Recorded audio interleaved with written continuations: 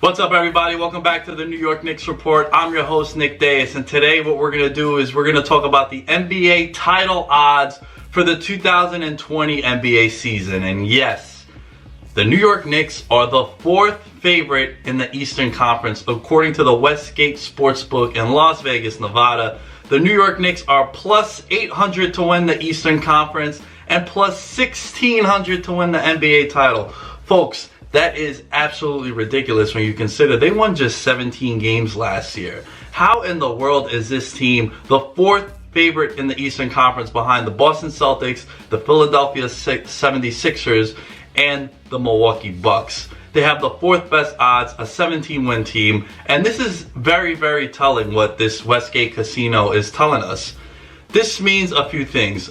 Vegas knows something is going to happen this summer. It's very similar to when LeBron James left the Cavs the first time to go to Miami, and then the second time when he left Miami to go back to Cleveland. The odds had shifted a little bit, and it was telling that they knew something about LeBron James's offseason plans. And then similarly enough, a couple years ago with Kevin Durant, the Oklahoma City Thunder were a 30-1 long shot after losing to the Golden State Warriors in a 7-game series in 2016.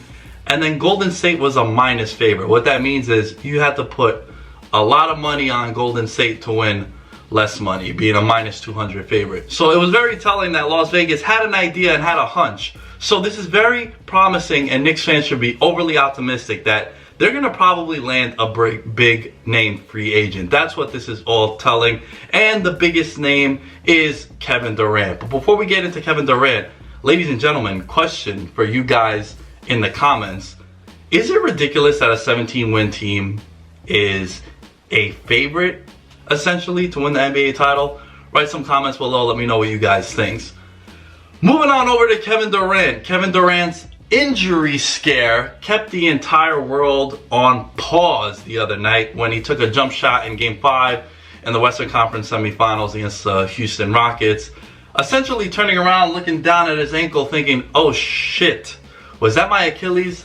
Have no fear, the basketball gods must be a Knicks fan, because it was just a calf strain. And the reason why I say the Knicks is all signs point to Kevin Durant coming to New York this summer.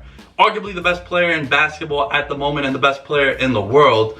He is having a sensational playoff season, averaging about 34 points per game, almost 40 minutes per game on 51% shooting, and has the highest usage rate of anybody on the Golden State Warriors. One of the reasons why he had a calf strain is this guy is being run to the ground. In this series, particularly against the Houston Rockets, he's averaging 43 minutes per game. Folks, the entire game is 48 minutes. This guy is not getting a breather at any time, and he is their go-to guy. His businesses have moved from out west to New York. Rich Kleiman, his agent, a notoriously big Knicks fan as well.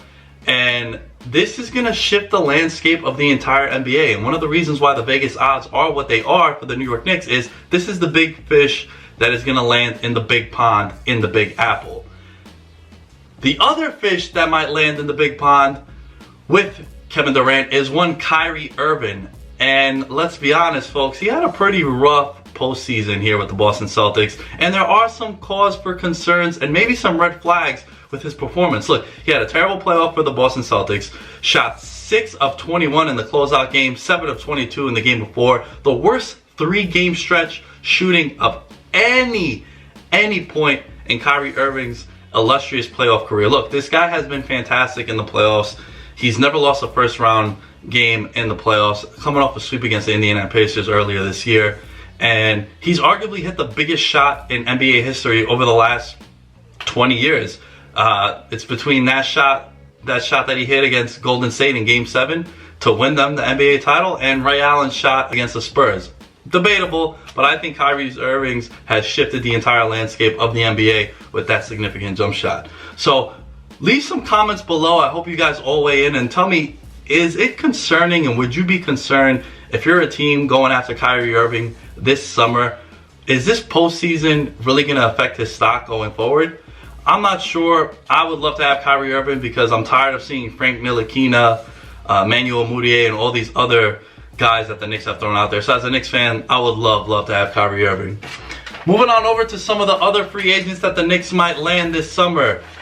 In particular, Kemba Walker, the Bronx, New York native, has loved his time playing in Madison Square Garden. If you go back to his days as a Husky for UConn. Coming off a career year at 25.6 points per game, I voted him for All NBA third team. I think he was one of the top 6 guards in the NBA this year. And it's going to be interesting to monitor. It's going to be interesting to monitor his status going forward, because if he does make an All NBA team, folks, he's going to be eligible for the Supermax. And what that means is I don't see Kemba Walker leaving Charlotte if that's the case, because he'll be able to sign a $221 million contract. About $50 million more is what the Charlotte Hornets can offer him as opposed to any other team. So keep your eye out on Kemba Walker's status on All NBA this year.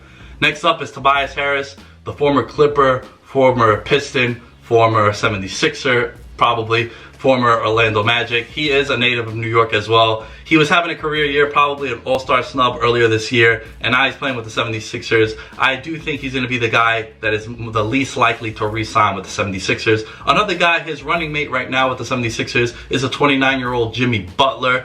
A little bit concerning that this will be his 4th team in the last 2.5 years.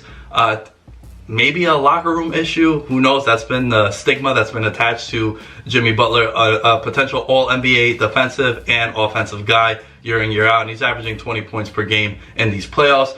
And then, last but not least, the other guy that would be a pipe dream for the Knicks if he was to come here. Arguably the best player in the playoffs is between him, Giannis, and Durant. Kawhi Leonard, 31 points per game these playoffs. He's absolutely sensational, shooting at about 50% from the field also. This is another guy who is an All-NBA offensive and defensive player. So my rankings from these 4 guys, obviously the pipe dream is Kevin Durant, and I would love to have him and even Kyrie. But if it means Kevin Durant and one of these 4 guys, I would power rank them as Kawhi Leonard, Kemba Walker, Jimmy Butler, and Tobias Harris last. I do think all 4 of these guys are going to get a big contract and a big payday this summer. Weigh in, guys, in the comments below.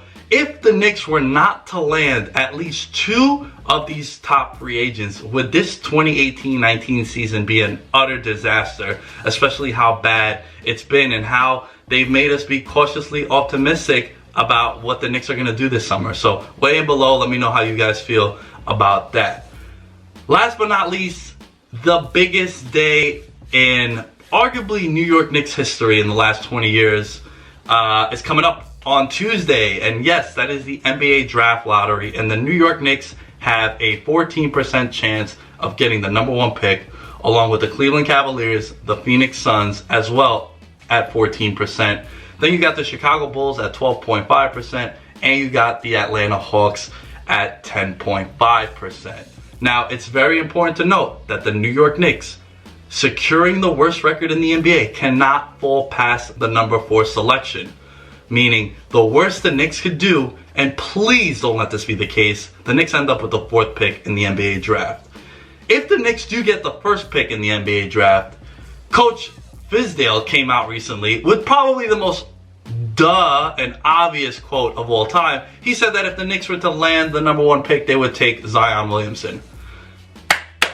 Thanks, Coach. Thanks for telling us something that we've known for about 6 months now. Look, Zion Williamson coming off a year at Duke in which he averaged about 22 points per game, 9 rebounds per game, the focal point of their offense, the focal point of their defense, the focal point in the locker room. Are you getting what I'm saying? This guy was Duke basketball this year. He was must-see TV. Hell, even Jay-Z and Beyonce went to go see this guy. And he had the whole world stop their breath and wonder, oh shoot, did this guy just blow out his knee that night against the Tar Heels? So Fizdale coming out with the most obvious quote. Yes, Zion Williamson is minus 10,000 in Las Vegas, Nevada to be the #1 pick, meaning you'd have to risk $10,000 to win $100 on him being the 1st round pick, the #1 pick overall in the draft. So essentially, yeah, Coach Fizdale, thank you so much for telling us what we've all known. Now, if the basketball gods are not Knicks fans and we end up getting the 4th pick, all signs to us probably selecting Cam Reddish, the former Duke Blue Devil, Zion Williamson's running mate over at Duke. Look, Cam, I don't know how I feel about him. It seems like he was the third option on that team offensively. It was Zion, then it was RJ Barrett, and then it was Cam Reddish. All reports coming out of New York is that the New York Knicks brass is very, very high on Cam Reddish. They love his talent, they love his character, and he's coming off a year in which he averaged 13.5 points per game. And like I said, he was the fall guy there. So is there upside to him? Absolutely. If you're a lottery pick, you're going to have some upside. But my big question, and something that I've been toying around with the last couple of weeks, is a would you rather proposition. So in closing, folks, I want you guys to hit the comments below. I have a big question and something to think about.